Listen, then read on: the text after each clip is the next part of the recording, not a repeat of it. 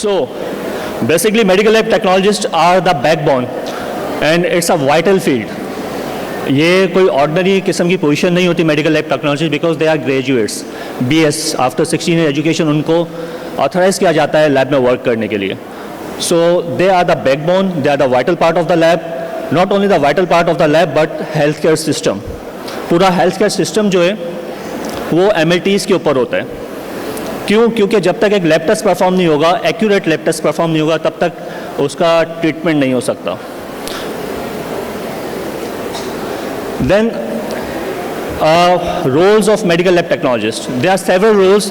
उसमें से 3 major roles जो हैं, उसमें से पहला रोल जो है that is clinical lab technologist, second one is research technologist and the third one is academician. So if you are a graduate of MLT, you are a allied health professional, so आप clinical lab के अंदर as a technologist काम करते हैं. अब it can be any department, haematology, virology, immunology, histopathology, molecular biology. Then you can work as a research technologist also. Nowadays अब बहुत सारे लोगों का ये होता है कि हम अब्रॉड जाना चाहते हैं, हमें अपना मास्टर्स परस्यू करना है, हमें अपना PhD करना है. सो इवन हर फील्ड के अंदर, मेडिकल के अंदर रिसर्च को मैंडेटरी कर दिया गया है. So you can work as a research technologist and research technologist की बहुत ज़्यादा डिमांड है. और रिसर्च टेक्नोलॉजिस्ट भी मेडिकल लैब टेक्नोलॉजिस्ट ही होते हैं, वो कोई और अलग से स्पेशलाइज किस्म का कोई कोर्स नहीं है. There are some certifications, minor certification, or even on basis of MLT you can be a research technologist also. Academician, आप अपनी फील्ड में एक्सेल करना चाहें तो after graduation you can be a lecturer. आप मास्टर्स MPhil करें, आप PhD करें, you can be assistant as associate professor, even the principal. And we have lots of example over here sitting in front of me, even in the college you are coming from, Bahria, Ziauddin, LUMS. So हमारे जो principles है, जो HODs है, वो कौन है? They are basically MLTs with the higher qualification PhD. So I have discuss. So there are some key responsibilities. जो मैं टेक्नीशियन और टेक्नोलॉजिस्ट के फ़र्क की बात करता हूँ, अब ये भी एक सवाल बड़ा अलार्मिंग है हमारे लिए, बल्कि क्वेश्चनेबल है कि टेक्नीशियन और टेक्नोलॉजिस्ट काम एक करते हैं. नो, टेक्नीशियन सिर्फ एक लैब टेस्ट परफॉर्म करता है, ठीक है, जबकि टेक्नोलॉजिस्ट क्या करता है, वो लैब टेस्ट तो परफॉर्म करता है बट रिजल्ट्स को भी थॉरली एनालाइज करने की कैपेबिलिटी होती है, जो कि एक टेक्नीशियन में नहीं होती. देन लेबॉर्ट्री इक्विपमेंट को मेंटेनेंस रखने के लिए जो एक्सपर्टीज़, जो नॉलेज टेक्नोलॉजिस्ट के पास होंगी, वो टेक्नीशियन के पास नहीं होती. उसको सिर्फ ये पता है this is the plug for on and this is the plug for off, on and off करना उसको पता होगा. But a technologist knows everything and must know everything. Then technologist pay attention to minor details. एक machine ने result interpret किया, technician direct उसको report कर देता है, but technologist focuses on the minor details के क्रिटिकल वैल्यूज़ कौन सी हैं, वो उसको देखता है, उसको रीरन करना है, नहीं करना, उसकी फर्दर कंसल्टेशन करनी है, नहीं करनी है, सैम्पल रिपीट करना है. सो ये डिसीजन भी एक टेक्नोलॉजिस्ट ने लेना होता है. And then the technologist must have critical thinking analysis. अब जब तक उसमें क्रिटिकल थिंकिंग एनालिसिस नहीं होगी, वो एक्सेल भी नहीं कर सकता अपनी फील्ड के अंदर. Then there will be no difference between a technician and a technologist, just a difference of degree. सिर्फ एक डिग्री का डिफरेंस होगा और कुछ भी नहीं. Then I talked about the roles of technologist, MLTs. तो उसके अंदर कुछ एडिशनल रोल्स भी होते हैं उसके, apart from being clinical, research और एजुकेशनल. स्पेशलाइज्ड फील्ड में भी जा सकते हैं आप. You can become microbiologist, you can become molecular biologist. आप अपने अंडर ग्रेजुएट्स के बाद एक स्पेशलाइज्ड फील्ड के अंदर मास्टर्स कर सकते हैं in microbiology, immunology, molecular biology, जिसमें भी चाहें. So you can be a specialised field expert. जो हम फील्ड एक्सपर्ट्स का बार बार जिक्र करते हैं, वो कौन होते हैं? वो बेसिकली मास्टर्स एंड PhDs होते हैं in MLTs. Then you can become the leaders and management roles भी आपको मिल सकते हैं after doing MBAs.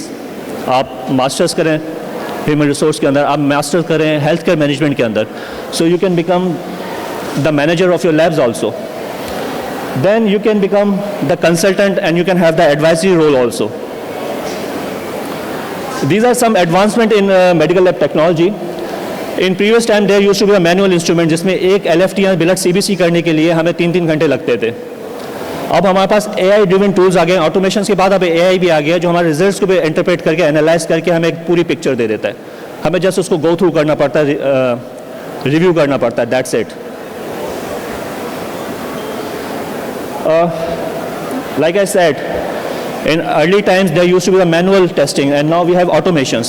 Manual testing के blood CP में 3 घंटे लग रहे हैं, LFTs के अंदर 3 घंटे लग रहे हैं, लेकिन अब आप लैब में जाएं, within 5 minutes you get your result on your mobile screen. अपने मोबाइल पर अपना रिपोर्ट चेक कर सकते हैं within 5 to 10 minutes.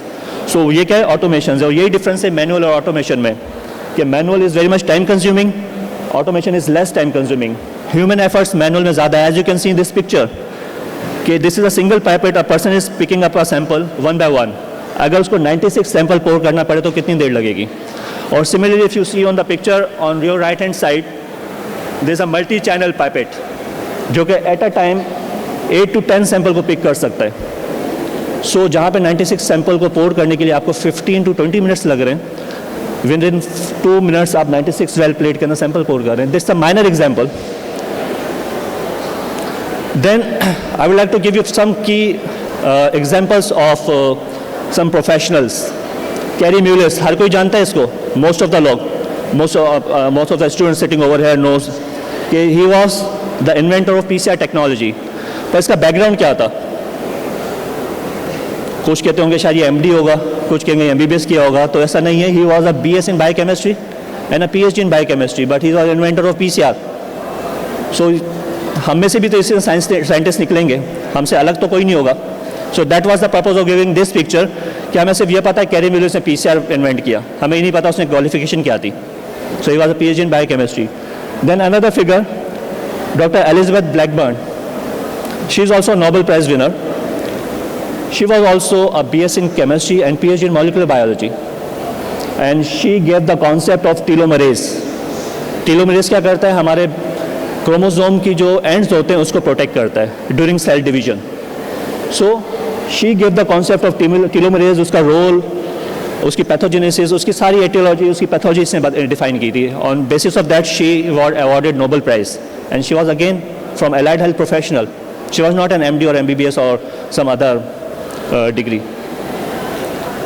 So, coming to the conclusion of our presentation, the role of medical lab technologists is not just about performing tests.